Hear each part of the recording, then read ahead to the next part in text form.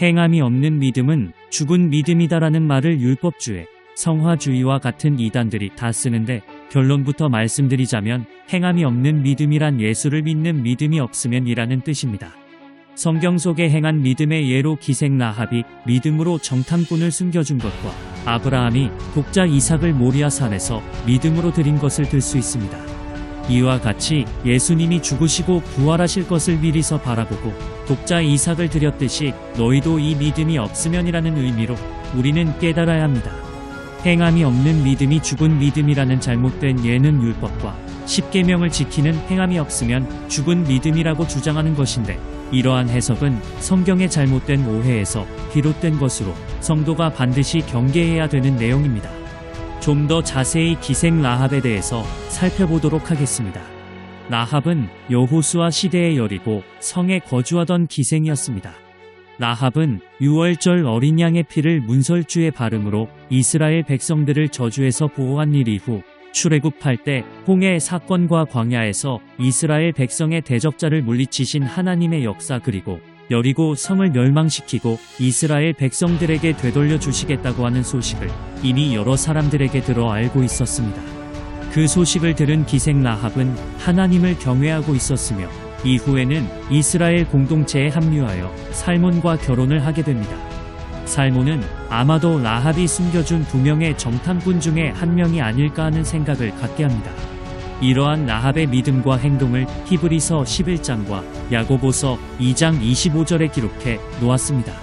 기생 라합은 아브라함의 믿음을 그대로 가지고 있었던 사람으로 라합의 행동을 통해 영적으로 중요한 원리를 깨달아야 합니다. 여리고 성의 정탐꾼이 온 목적은 성 안에 거주하는 하나님의 택자들에게 복음을 전하기 위함이었습니다. 정탐꾼은 하나님의 종 즉 목회자와 같은 사람으로 적용할 수 있는데, 하나님께서 하나님의 메시지를 정탐꾼에게 주셨고 정탐꾼을 통하여 구원의 소식을 기생 라합과 가족들에게 전하도록 보내신 하나님의 사자들인 것입니다. 이 기쁜 소식을 전하기 위해 여리고 성 안에 침입을 해서 하나님의 복음을 전해주게 되었는데, 기생 라합이 바로 여리고 성에서 하나님의 선택을 받은 자였기 때문에 정탐꾼이 놀랍게도 많은 집들 중에서 기생 라합의 집으로 들어가게 된 것입니다. 인류를 구원하기 위해 구속사를 이루신 그 예수님의 족보에 기생 라합의 이름이 당당하게 기록이 되어 있습니다.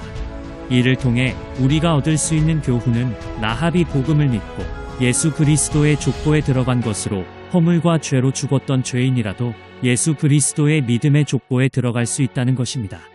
라합은 정탐꾼들을 잡으러 온 사람들이 떠난 이후 지붕에 있는 정탐꾼들이 잠들기 전에 지붕으로 올라가 그들에게 말을 합니다. 평소에는 기도의 장소와 잠을 자는 장소로도 쓰였던 곳이기에 그들이 그곳에서 잠을 자도록 허락한 것입니다. 라합은 정탐꾼들이 자신에게 하나님이 보내주신 정탐꾼들에 의해 복음을 들을 수 있는 절호의 기회라고 생각해서 지붕 위로 올라갔습니다. 복음은 절대로 혼자서 깨달을 수도 하나님이 직접 들려줄 수도 없습니다. 만약 기생 라합이 택함을 받았다고 한다면 구원해 주시기 위해 하나님 또는 천사가 나타나 기도, 환상, 은사를 통해 깨닫게 해주셔야 하는데, 성경에는 그렇게 해서 구원받은 예가 없기 때문에 우리는 반드시 이 점을 명심해야 합니다. 복음은 전하는 자가 있어야 하며 전하는 복음을 듣고 믿어야 구원을 받았다고 말할 수 있습니다. 라합은 정탐꾼들에게 우리가 너희를 심히 두려워하고 이 땅 백성이 다 너희 앞에 간담이 농난이라는 말을 했는데, 여기서 간담이 농난이의 의미는 히브리어 무구로 녹아버리다, 혼란하게 하다, 두려워하다의 원어적 의미로서 여리고성의 주민에게 해당되는 뜻이지만 부속사적으로 라합에게 적용하면 마음을 부드럽게 하다의 의미로 해석할 수 있습니다. 라합은 여호와 하나님의 소식을 듣고 믿었기에 여리고 성의 주민들처럼 강팍하고 두려운 마음 대신 마음이 부드럽게 되어라는 놀라운 의미로 라합의 마음속에 적용된 것입니다. 라합은 정탐꾼들에게 자신과 가족을 살릴 수 있는 증표를 달라고 말하는데 바로 예수 그리스도인 것입니다. 그런데 이 표를 예수님이라고 확증하는 내용이 성경에 기록되어 있습니다. 이사야 7장 14절 그러므로 주께서 친히 징조를 너희에게 주실 것이라 보라 처녀가 잉태하여 아들을 낳을 것이요 그의 이름을 임마누엘이라 하리라. 여기서 징조란 뜻의 히브리어 오트의 의미는 원죄와 자범죄 없이 태어나신 예수 그리스도의 십자가 구속을 통하여 은혜를 주신다는 증표를 의미합니다. 이 오트라는 표가 없으면 사람의 마음에 본질적으로 평안이 없으며 애국운동, 촛불 시위, 경제, 사회, 정치 등의 현상적인 소식에 불안하게 반응하며 안식을 누리지 못하게 됩니다. 라합은 자신과 가족들의 생명을 무참히 빼앗지 말고 여리고 성이 무너지는 환란에서 벗어나 구원해 줄 것을 정탐꾼에게 요청하고 있습니다. 여기서 중요한 점은 라합의 믿음을 피필동사 즉 하나님이 주신 것이라는 점입니다. 여호수아 2장 14절에는 정탐꾼들이 기생 라합에게 전해주었던 십자가, 구속의 복음인 에메트 즉 진리를 끝까지 가지고 있어야 하며 변질되면 안 된다고 이야기합니다. 그리고 창문에 붉은 줄을 매달아 놓으며 여리고성에 쳐들어 올 때 창문에 매달린 붉은 줄을 보고 라합을 구해주겠다고 약속을 합니다. 그리고 정탐꾼들은 그 창문에 매달린 줄을 이용해 무사히 여리고 성 바깥으로 나가게 됩니다.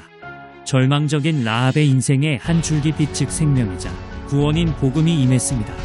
라합이 정탐꾼들을 내려보낸 붉은 줄의 첫 번째 의미는 첫사람 아담의 죄로 인해 모든 사람에게 죄가 들어옴으로 죄악의 줄에 얽매어 혼돈, 흑암, 어둠에 사로잡힌 죄인임을 뜻하며 두 번째 의미로는 예수 그리스도의 구원의 줄이라는 의미입니다.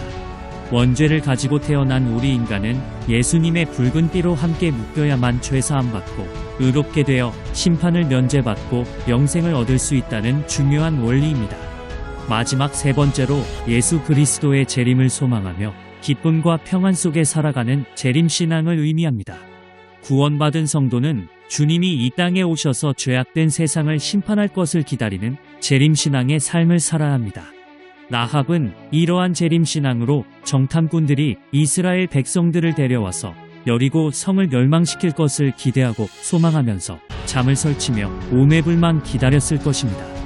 라합은 붉은 줄에 대한 믿음으로 구원받고 하나님이 죄악된 세상을 심판하실 것을 앙망하고 소망했던 것입니다. 예수님의 재림 때 증표가 없다면 신자든 불신자든 멸망당하게 됩니다. 그 심판의 주관자 되신 주님이 주신 증표가 확실한 사람은 주님이 오실 날만 기다릴 것입니다. 재림신앙은 세상과 구별된 성화의 삶을 살며 붉은 줄 되신 예수 그리스도의 복음을 가지고 주님이 다시 오시기를 기다리는 것입니다.